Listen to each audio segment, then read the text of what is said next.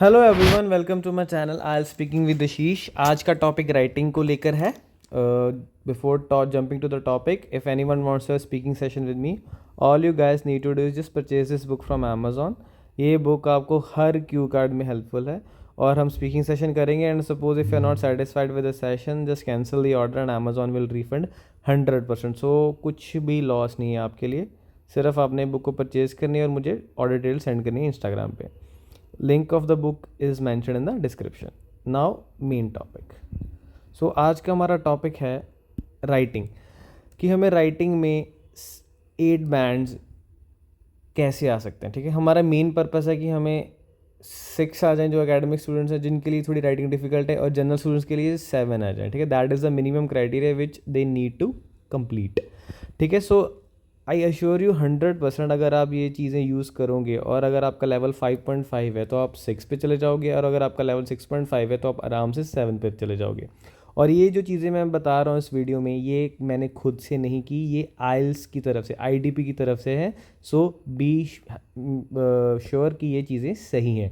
इसका लिंक मैं डिस्क्रिप्शन में भी ऐड कर दूंगा जहाँ पे आप वेरीफाई कर सकते हो। Okay, so let's start this.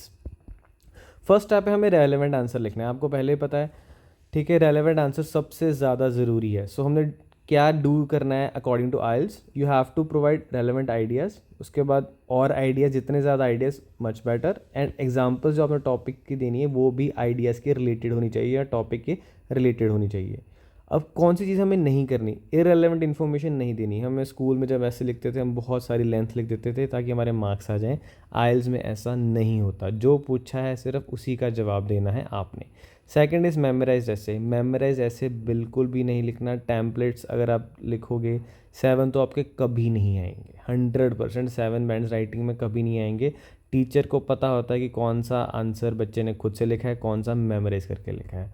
और लास्टली, स्टैटिस्टिक एग्जांपल्स नहीं देनी, सर्वे नहीं करवाना, न्यूज़पेपर में नहीं निकलवाना। ठीक है, ये वाली एग्जांपल्स आपने नहीं देनी अगर आप टारगेट कर रहे हो मोर देन 7 और अराउंड 6.5 प्लस, तो आपने ये वाली एग्जांपल नहीं लिखनी। ठीक है, अब स्टेप 2 क्या है, हमें सारे पार्ट्स को आंसर करना है। जैसे फर्स्ट क्वेश्चन टाइप है, व्हाट एक्सटेंड यू एग्री और डिसएग्री। इसमें आपने ओपिनियन देना है। या तो आप एग्री करोगे या डिसएग्री करोगे, या तो आप पार्शली करोगे या आप इक्वली करोगे। ठीक है, ओपिनियन आपने देना ही देना है।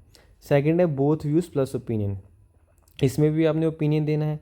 या तो एक व्यू होगा जो आप कोई भी चूज़ कर लोगे कि मैं इस व्यू के साथ जा रहा हूँ, या आपका ओपिनियन होगा कि मैं दोनों व्यू का कॉम्बिनेशन होगा। थर्ड है प्रॉब्लम कॉज एंड सोल्यूशन। ये एक डायरेक्ट क्वेश्चन होता है। इसमें वो डायरेक्टली आपसे पूछेंगे कि या तो कॉजेज़ बताओ, सोल्यूशन बताओ, या प्रॉब्लम और सोल्यूशन बताओ, या प्रॉब्लम एंड कॉजेज़ बताओ। ज़्यादातर ये 2 पार्ट में आता है, तीनों नहीं पूछते, but you have to answer directly. Last है एडवांटेजेस आउटवे डिसएडवांटेजेस। बहुत सारे स्टूडेंट्स को कन्फ्यूजन होती है, या वो गलती क्या कर देते हैं कि एडवांटेजेस आउटवे डिसएडवांटेजेस को सिंपल एडवांटेज डिसएडवांटेज क्वेश्चन बना देते हैं, और 2 एडवांटेज लिखते हैं और 2 डिसएडवांटेज लिख देते हैं। अगर आपने ऐसा किया और आपने ये नहीं बताया कि एडवांटेजेस आउटवे कर रही है डिसएडवांटेजेस को या नहीं कर रही, तो आपके बैंड्स 100% कटेंगे। So you have to be very specific and very clear that advantages are more than disadvantages और वाइस वर्सा।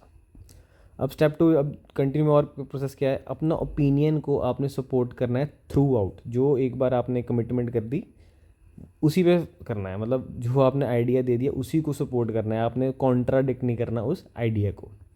ठीक है, अब नेक्स्ट क्या है, बोथ व्यूज़ जो ऐसे होता है उसमें पैराग्राफ की लेंथ सेम होनी चाहिए। ठीक है, अगर ये चीज़ें आप फॉलो करोगे तो ट्रस्ट में आपके बैंड्स इंक्रीज होंगे। ठीक है, लेंथ सेम हो बोथ व्यू वाले ऐसे में। और तीसरी चीज़ में आपने ध्यान रखना है, if there are plurals in question like advantages पूछें, कॉजेज़ पूछें, डिसएडवांटेजेस, तो आपको एटलीस्ट 2 तो बताने ही पड़ेंगे, नहीं तो आपके बैंड्स डिडक्ट होंगे।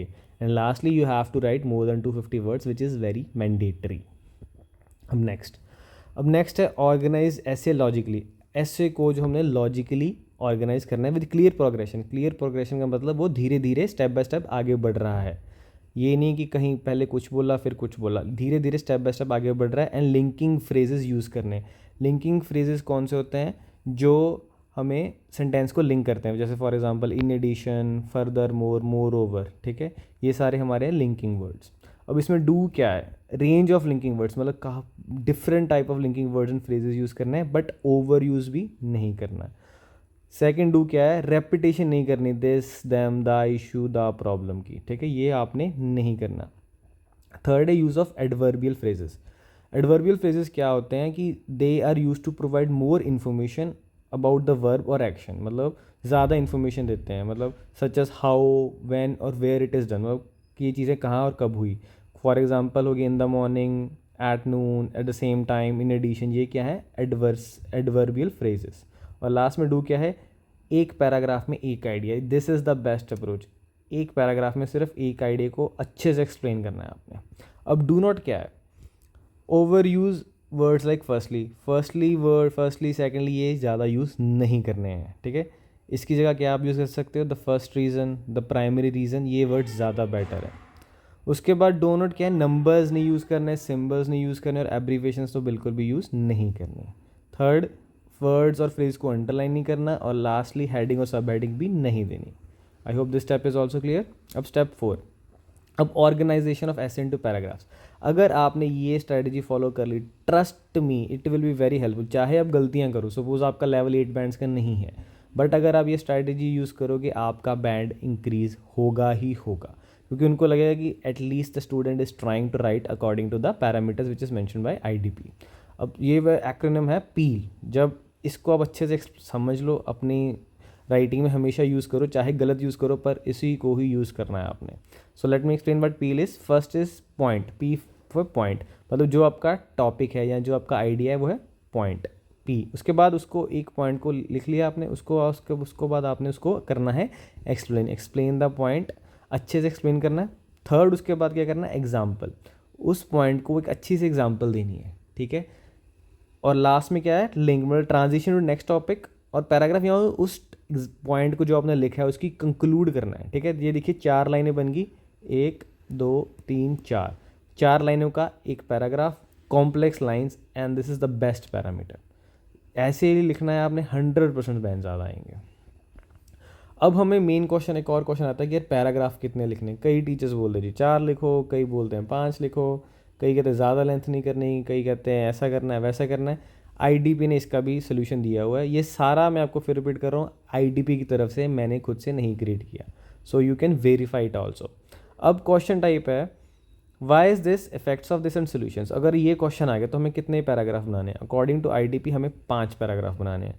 फर्स्ट पैराग्राफ में हम मेंशन करेंगे इंट्रोडक्शन, सेकंड में हम उसके रीज़न देंगे कि ऐसा क्यों हो रहा है, उसके बाद तीसरे में हम बताएंगे इफ़ेक्ट्स, और चौथे में बताएंगे सोल्यूशंस अगर सोल्यूशंस पूछे हैं, और लास्ट में कंक्लूजन। 5 पैराग्राफ बन गए। अब नेक्स्ट क्वेश्चन टाइप है disadvantages outweigh disadvantages outweigh advantages. इसमें IDP की तरफ से बोला है ना 4 पैराग्राफ बनाने हैं। फर्स्ट पैराग्राफ इंट्रोडक्शन, जहाँ पे आप बता दोगे कि एडवांटेजेस ज़्यादा हैं डिसएडवांटेजेस से या उल्टा। दूसरा पैराग्राफ में होंगी एडवांटेजेस, अगर ज़्यादा हैं तो 3 एडवांटेजेस आप बताओगे, और तीसरे पैराग्राफ में 2 डिसएडवांटेजेस, और लास्ट में आप कंक्लूड करोगे, मतलब 4 पैराग्राफ। अब नेक्स्ट क्वेश्चन टाइप्स में, जब क्वेश्चन टाइप है व्हाट एक्सटेंट यू एग्री और डिसएग्री, ये क्वेश्चन टाइप बहुत कॉमन है। इसमें पैराग्राफ बनेंगे 4 से 5। पहला पैराग्राफ होगा इंट्रोडक्शन का, दूसरा होगा वाई आई एग्री और डिसएग्री, तीसरा भी होगा कि वाई आई एग्री और डिसएग्री, ठीक है। मतलब जो भी आपका, अगर आप एग्री पे ज़्यादा जा रहे हो तो आप 2 पैराग्राफ में एक आइडिया लिखोगे, तो एक में एक एग्री का पॉइंट, दूसरे पैराग्राफ में भी एग्री का पॉइंट, और फोर्थ में कंसेशन पैराग्राफ, जहाँ पे एक और पैराग्राफ करे कि मैं डिसएग्री क्यों कर रहा हूँ, मतलब जो चीज़ आप एग्री नहीं कर रहे उसको आप एक्सप्लेन करोगे, और लास्ट में conclusion. I hope this is also clear. अब लास्ट टाइप है बोथ व्यूज़ प्लस ओपिनियन। इसमें भी 5 पैराग्राफ बनेंगे। इंट्रोडक्शन फर्स्ट पैराग्राफ, दूसरा पैराग्राफ में एक व्यू एक्सप्लेन करेंगे, थर्ड पैराग्राफ में हम सेकंड व्यू एक्सप्लेन करेंगे, फोर्थ पैराग्राफ में हम अपना ओपिनियन देंगे, और लास्ट में कंक्लूजन्स देंगे, ठीक है। ये पैरामीटर ही यूज़ करने से आपके बैंड्स इंक्रीज़ होंगे। अब जब भी आप अपने ऐसे लिखें, ये चीज़ें अपने माइंड में रखें और इसी तरह लिखने की कोशिश करें, और ट्रस्ट में योर बैंड्स विल इंक्रीज़। मैं आपको रिजल्ट दिखा सकता हूँ स्टूडेंट्स का जिनका स्कोर इंक्रीज़ हुआ है 0.5 to 1, सिर्फ इस पैरामीटर को यूज़ करने से। अब नेक्स्ट, अब स्टेप 5 क्या है, लेस कॉमन वोकेबलरी यूज़ करनी है। IDP ने बोला है कि वो कॉमन वोकेबलरी हमने यूज़ नहीं करनी, मतलब अनकॉमन वोकेबलरी यूज़ करनी है, और उसके लिए भी उसने कुछ चीज़ें मेंशन की हैं जो ध्यान में रखनी है हमें।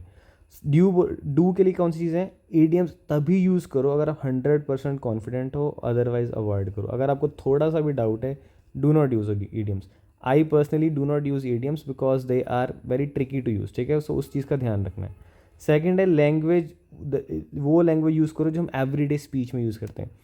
कई बच्चे क्या करते हैं, वर्ड्स याद कर लेते हैं, वैसे खुद ही पता लग जाता है कि ये वर्ड्स उनको नहीं पता, बट वो अपने ऐसे में फोर्सफुली ऐड करते हैं और टीचर को आराम से पता लग जाता है कि ये वोकेबलरी उसने याद की हुई है. ठीक है, वो काम अपने नहीं करना. नॉर्मल वर्ड्स यूज़ करने जो आप नॉर्मल डे में भी यूज़ करते हो या नॉर्मल इंग्लिश लैंग्वेज में यूज़ करते हो. Fifth is use words and phrases that are related topic. जो आप वोकैब यूज़ करो, फ्रेजेस यूज़ करो, वो मेक श्योर करो कि वो टॉपिक के रिलेटेड है, आउट ऑफ टॉपिक वोकेबलरी नहीं है. अब डू नॉट में क्या है, ओवर यूज सिनोनिम्स. कोई वर्ड बार बार यूज़ नहीं करना, जैसे प्लेथरा बार बार नहीं यूज़ करी जाना. ठीक है, ऐसे बहुत सारे वर्ड्स हैं, जैसे इंपॉर्टेंट को बार बार नहीं यूज़ करी जाना. So you have to make sure that आप वर्ड्स रिपीट तो नहीं कर रहे. सेकेंड है कॉन्ट्रैक्शंस. कॉन्ट्रैक्शंस यूज़ नहीं करनी. कुछ बच्चों को डाउट है कि हम शॉर्ट फॉर्म यूज़ करें कि ना करें. आईडीपी ने बोला नहीं करनी use. You can not use contractions like can't, does not, पूरा लिखो. स्लैंग्स भी यूज़ नहीं करने लाइक गोना, ये भी बिल्कुल यूज़ नहीं करने. और स्पेलिंग मिस्टेक्स तो बिल्कुल नहीं करनी. अब मैं अपने एग्जाम्पल बताता हूँ. मुझे कन्वीनियंस के स्पेलिंग में या कभी कभी परसिवरेंस के स्पेलिंग में कन्फ्यूजन होती है. सो मैं I try to word these words. ठीक है, अगर मुझे थोड़ा सा भी डाउट है तो मैं वर्ड वो क्यों यूज़ करूँ अपनी राइटिंग में. सो ठीक है, ये चीज़ें जो आपने माइंड में रखनी है. अब लास्ट स्टेप क्या है, मेमोराइज लैंग्वेज, फ्रेज और एग्जाम्पल्स यूज़ नहीं करने. वो टीचर है, कोई रीज़न है, वो आपका टीचर है, कोई रीज़न है आईडीपी ने उसको जॉब दी है पेपर चेक करने के लिए. They are better than you and they know what they are doing. So memorise language और फ्रेजेस बिल्कुल यूज़ नहीं करनी. और ऐसे वर्ड्स तो बिल्कुल यूज़ नहीं करने जैसे the grass is always greener on the other side. दूसरा होगा love is blind, of the top of my head, old is gold, a friend in need is a friend in. ये चीज़ें आपने यूज़ नहीं करनी अपनी राइटिंग में. ठीक है, ये जो सारी चीज़ें मैंने इस वीडियो में बताई हैं वो आईडीपी की तरफ से है. मैं लिंक डिस्क्रिप्शन में ऐड कर दूंगा जो आप जहाँ आप चेक भी कर सकते हो. एंड प्लीज़ अगर आपको ये वीडियो अच्छी लगी so do like, share and subscribe. Thank you.